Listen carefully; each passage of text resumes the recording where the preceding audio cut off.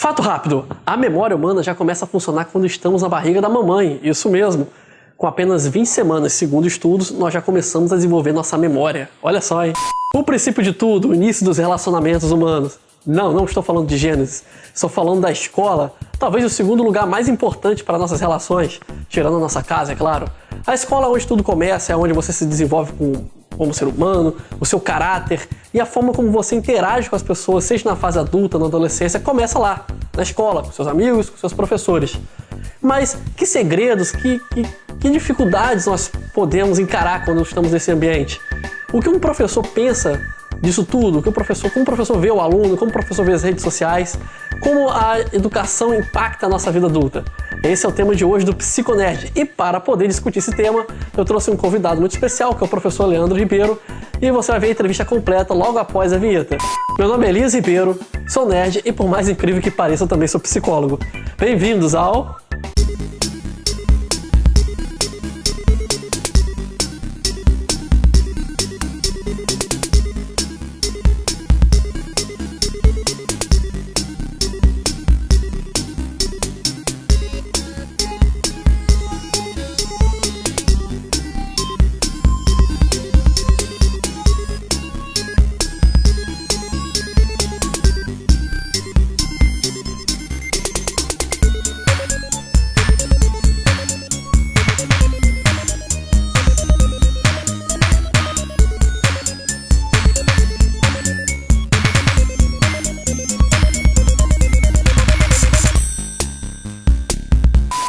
E para ajudar a gente nesse assunto sobre educação, relacionamentos, né, a nossa formação de base, eu trouxe aqui o professor de física, o professor Leandro Ribeiro, também conhecido como professor Leandrinho.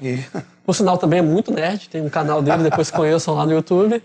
Tudo bem, Leandro? Tudo certo, tudo bem. Espero aí ajudar você nos temas duvidosos aí sobre a parte educacional. Nerd ainda não, né? Nerd deixa mais pra frente, mas a parte de ensino, vou tentar aí fazer o possível. Ah, que bom. Então vamos começar então. A primeira questão aqui com você é o seguinte, vamos falar do papel do professor na vida do aluno, né? Como é que você pode definir o papel do professor na vida do aluno, seja na formação de caráter, seja na formação profissional, até mesmo nas relações dos próprios alunos, no nível geral?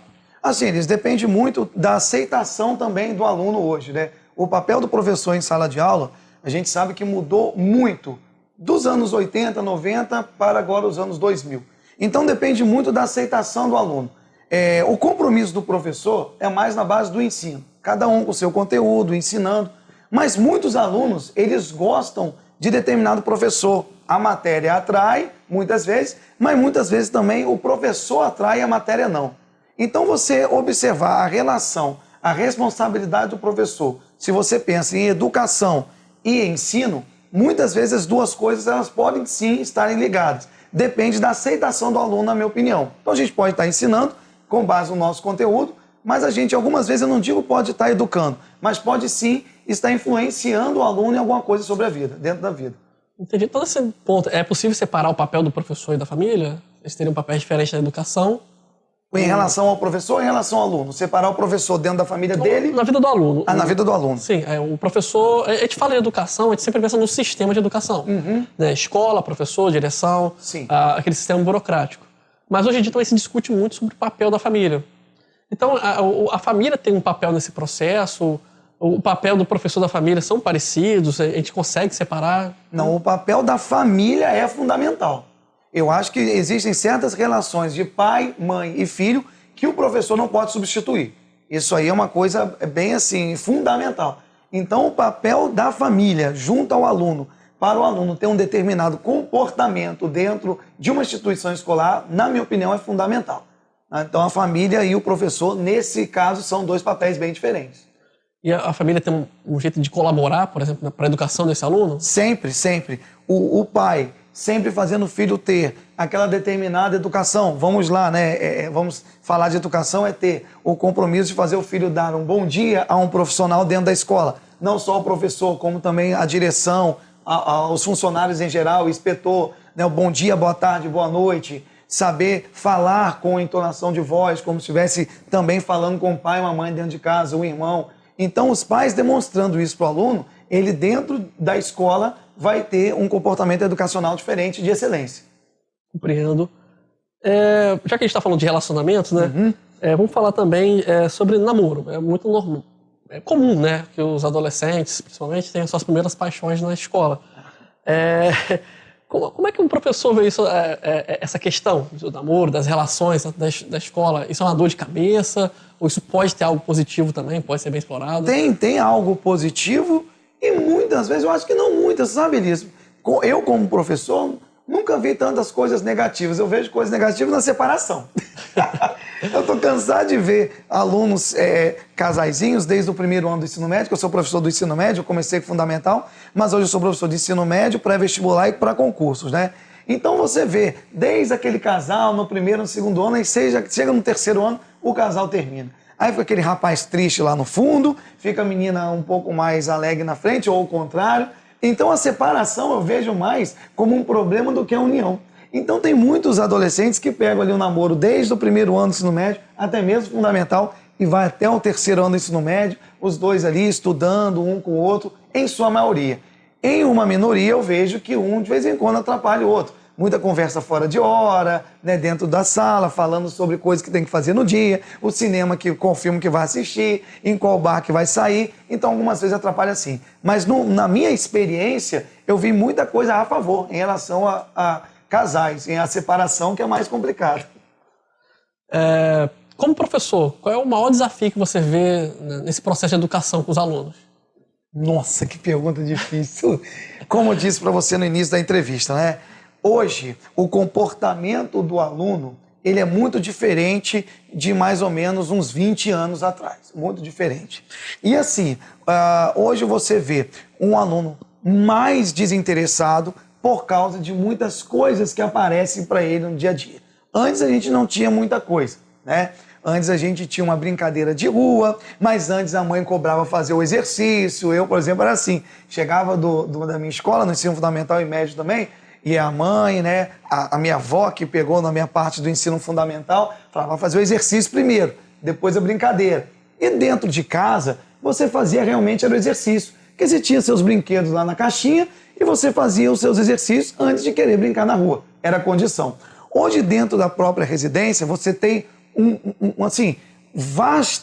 muitas coisas para você se distrair ao invés de pegar no estudo. Então, eu acho assim que o processo de ensino, não educação, na parte educacional, mas de ensino, deu uma queda, a porcentagem foi assim, de queda por aparecer coisas melhores, entre aspas, do que o aluno querer aprender. Por exemplo, o conteúdo que é física. Física é complicado. É mais complexo. Então, vamos falar então de tecnologia, porque eu acho que uma das diferenças da educação para hoje em dia, o leigo agora falando, porque eu não sou professor de ensino médio, mas acredito que seja as redes sociais, né? Hoje em dia você tem acesso às redes sociais por smartphones, tablets, né? Uma das distrações que eu acabei de comentar, né? Uma dessas partes, isso mesmo. Então, como é que isso está impactando, de fato, assim, na formação dos alunos? Né? Qual é a influência que as redes sociais estão fazendo? Você citou um pouco disso, mas como isso está tirando o aluno da sala de aula? Então, vamos lá. Como parte não negativa, né? Mas como parte de distração, a gente já conversou um pouco, como parte de distração. Claro que jamais aqui eu vou só martelar a tecnologia, até porque os professores também usam a tecnologia. Hoje em dia, antigamente, era o tal do retroprojetor, que você fazia folhinhas de plástico, né, e colocava essas folhinhas para projetar. Hoje já temos o Data Show, é um avanço da tecnologia. E eu, por exemplo, uso o Data Show, né? A rede social também, você consegue, no caso, utilizar as redes sociais para poder postar uma aula, atrair o aluno para algum tipo de experimento que você possa fazer em relação à ciência, ou um professor de português postar palavras novas, coisas da gramática, de novidades. Então, a rede social não é apenas a distração que eu estava comentando anteriormente. Até mesmo os grupos do WhatsApp, né? Você tem grupos que você pode passar ali uma lista de exercícios, tirar uma dúvida de aluno. Então, assim, para quem tinha contato com o telefone fixo, hoje você tem essa mensagem rápida, né? Eu quero tirar uma dúvida com o Leandrinho. Pô, tem o Leandrinho aqui no grupo? Vou tirar a dúvida com ele. Isso foi de um benefício enorme. Agora, Elias, a distração também é enorme, né? Porque muitas vezes, ao invés de estar no grupo dos alunos, dos professores tirando dúvida, ele está em um grupo de distração, ele está em um grupo do bate-papo do churrasco, ele está no grupo do bate-papo do shopping, né? E o Facebook, muitas vezes, ao invés de estar procurando assuntos interessantes, ele está postando foto de viagem, postando foto, procurando outra coisa. Então eu vejo que existem os seus benefícios e os malefícios em relação da tecnologia. Não precisamos falar só da internet, é porque a internet é o boom da tecnologia. Mas a televisão também, né? Dentro da televisão, hoje em dia os programas deram uma caída, a não ser as pessoas que têm assinatura com TV paga, né? Que aí você tem um Discovery Channel, entre outras coisas que fazem parte de situações educacionais. Fora isso, distrações como Netflix, filmes, e aí você começa a prejudicar um pouco dentro dessa área de ensino. Então eu vejo cada peso com sua medida, né? Para 50-50, vamos dizer assim. Não queria dizer muito não, mas é 50-50. Tá certo. Então, ainda pegando essa onda de tecnologia aí, hoje em dia, como você citou mesmo, a tecnologia também serve de ferramenta para a educação. Uhum. E é claro que o uso dela bom uso ou mau uso, talvez determine aí como é que o aluno vai se aproveitar disso. Você acha que, de alguma forma, a tecnologia tem roubado o espaço do professor? Já que tem gente hoje em dia que qualquer coisa que quer aprender a fazer recorre ao YouTube.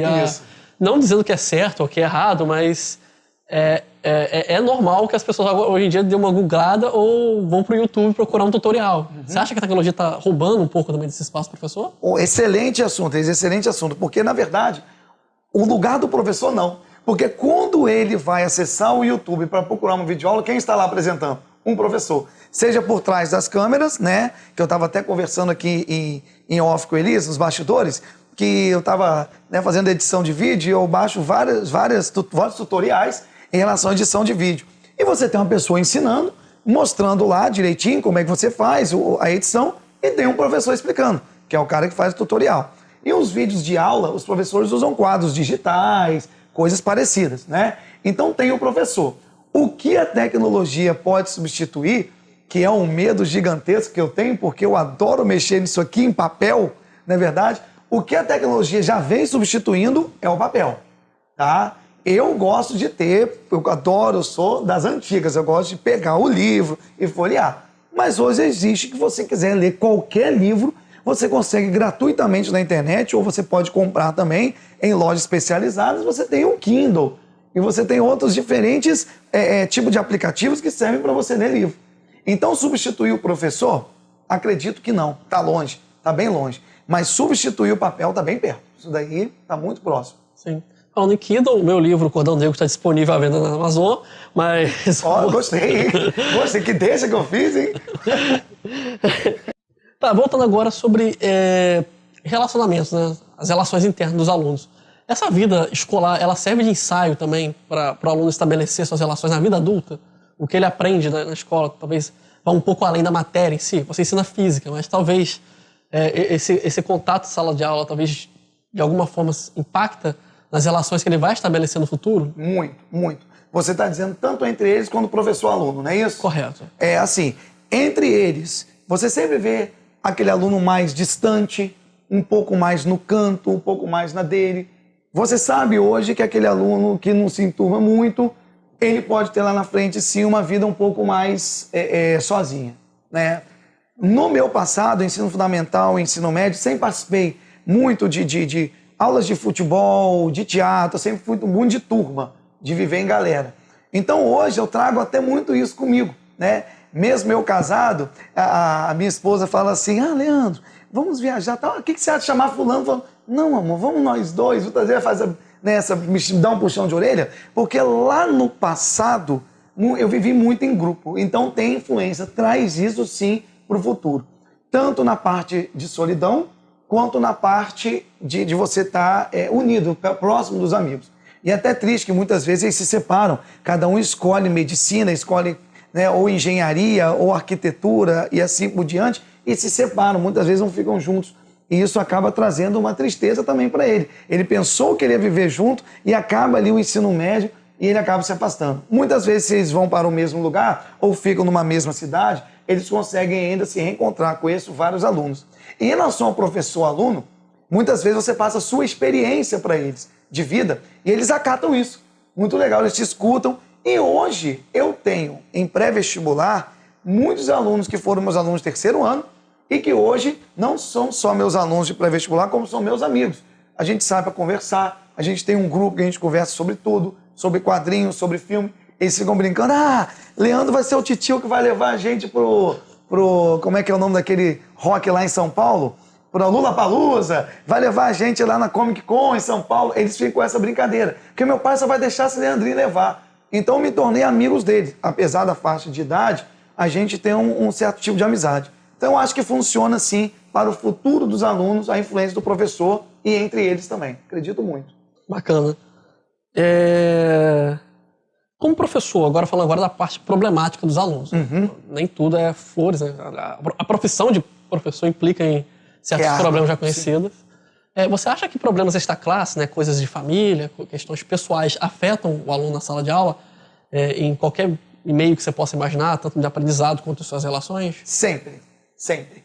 Tudo que acontece na vida do aluno, seja na vida particular dele, em seu interior, quanto em relação familiar, sempre vai isso acarretar em um problema dentro de sala de aula. Elias, mas isso é sempre. Você observa o aluno meio no canto e o aluno faltoso, daqui a pouco chega uma pedagoga, uma assistente social dentro da sala dos professores, dá uma reunião e diz, que os pais se separaram, que o pai está com uma doença grave, que a mãe está com uma doença grave, e que o aluno mora com os avós não têm tempo de dar atenção, mora apenas com o irmão e tem que trabalhar, o aluno tem que trabalhar, não está tendo tempo de estudar.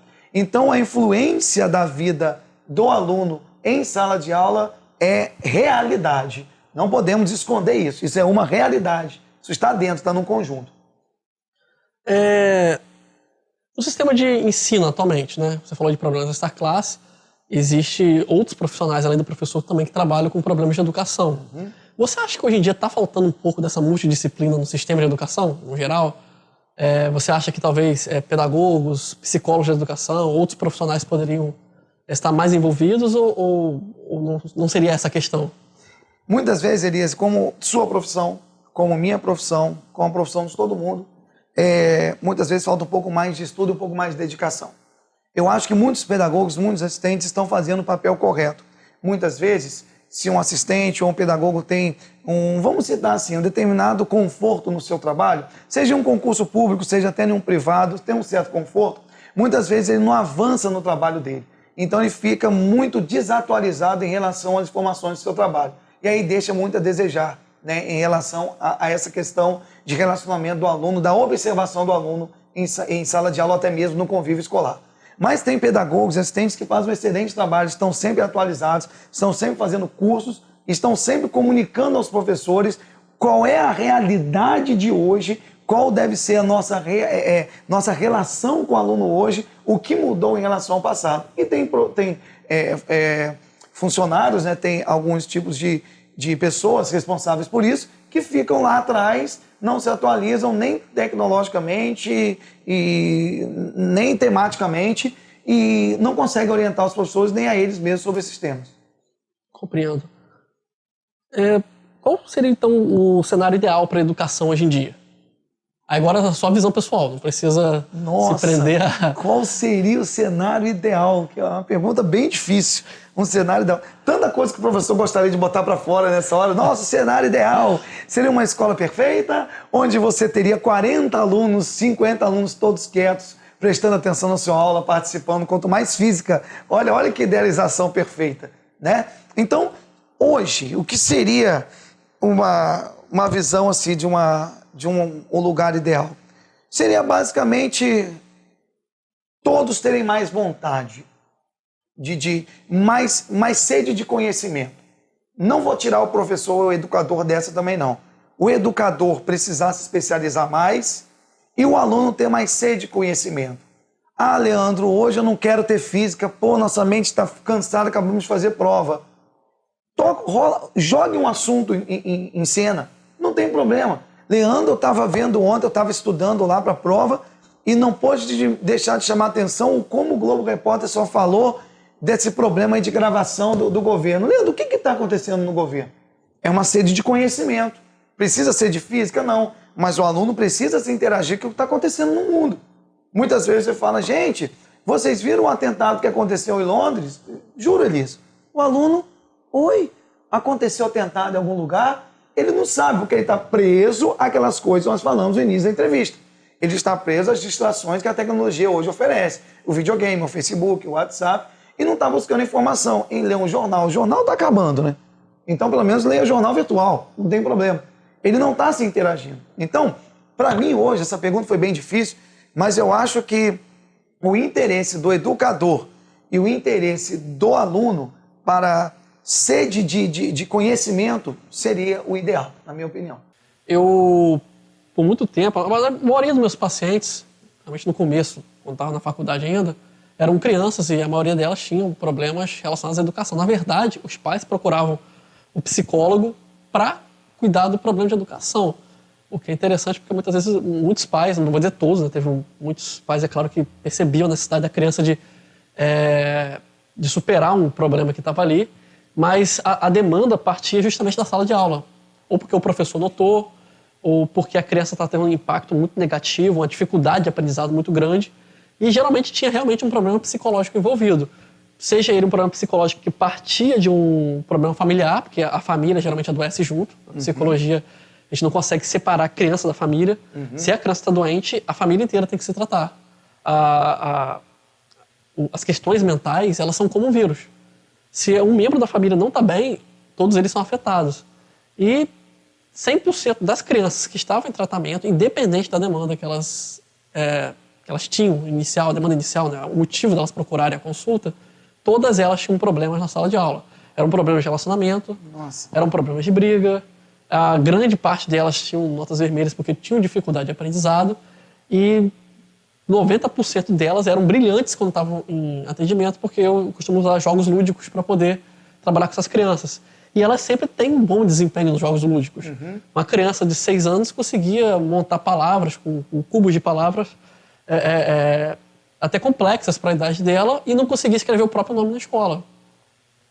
E me assustou a quantidade de crianças procurando a clínica. Eu não sei se foi uma impressão minha, eu não fiz um estudo a fundo sobre esse número, mas você como professor tem notado que tem aumentado o número de crianças com problemas, talvez psicológicos, talvez familiares, que estão afetando assim, o seu aprendizado, tem dificuldade, tem tido dificuldade na sala de aula por causa de problemas que talvez pudessem ser tratados por um psicólogo ou por um profissional de saúde? Não, assim, incrível escutar de você isso, que eu sempre tive curiosidade de escutar tudo que você acabou de falar.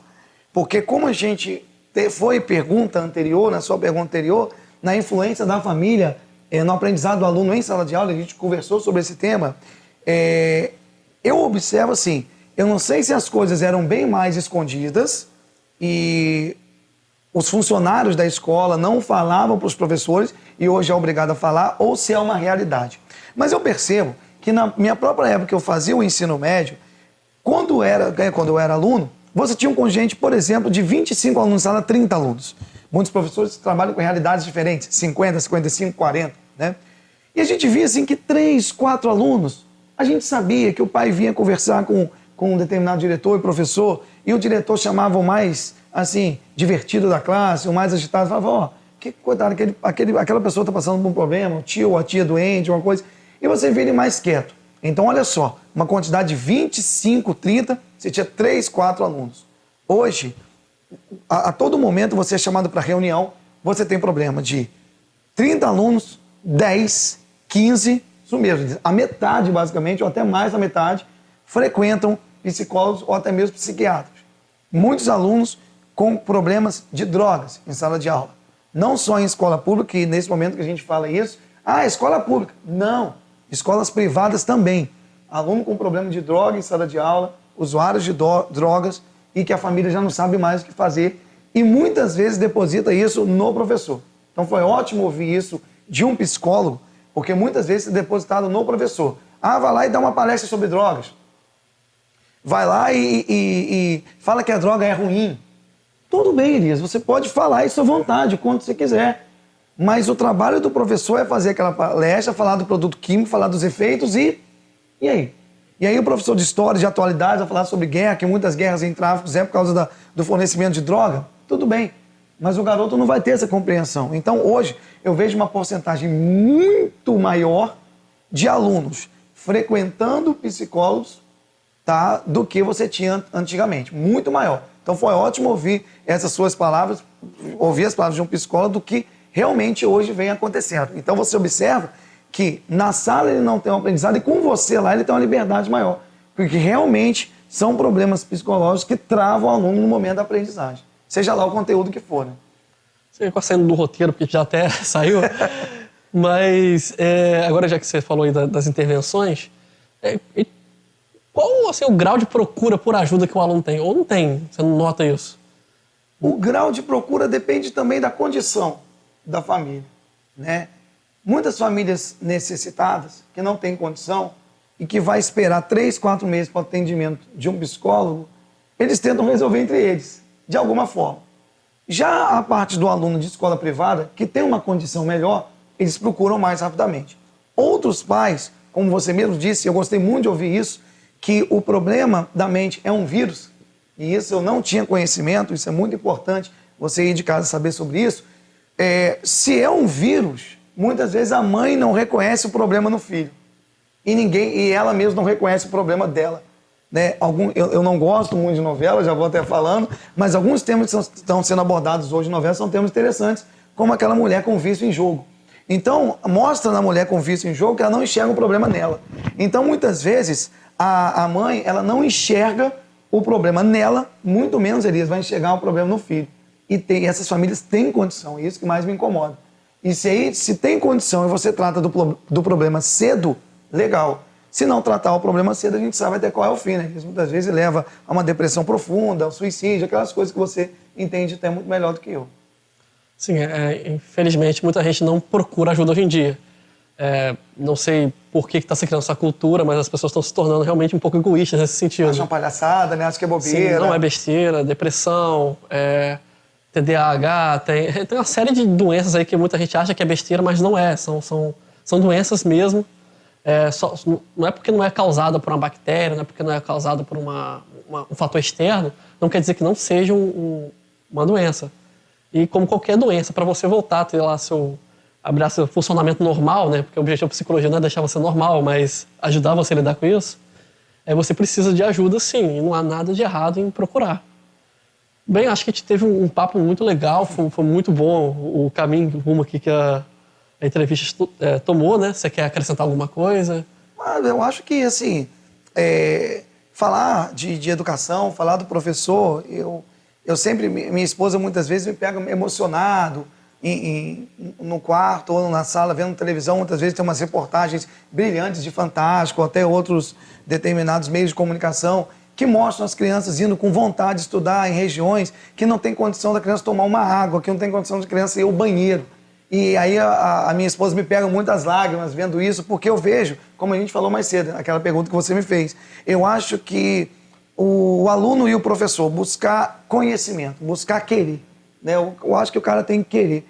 E essas crianças lá, como não tem nada e buscam informação, buscam conhecimento de qualquer forma, seja a partir de uma história em quadrinho, seja a partir de um livro infantil ou a partir de conhecimento maior, isso me emociona muito. A criança indo longe estudar e de ônibus caindo aos pedaços, porque a gente sabe como o governo trata a educação hoje, não preciso aqui, não é para a gente meter pau no governo, que a entrevista é outra, mas a gente sabe que isso acontece. Então, assim, o que eu gostaria de acrescentar é isso. Tanto o jovem, quanto o próprio professor, quanto os próprios pais, busquem conhecimento, busquem nos filhos, busquem em vocês mesmos vontade de conhecimento.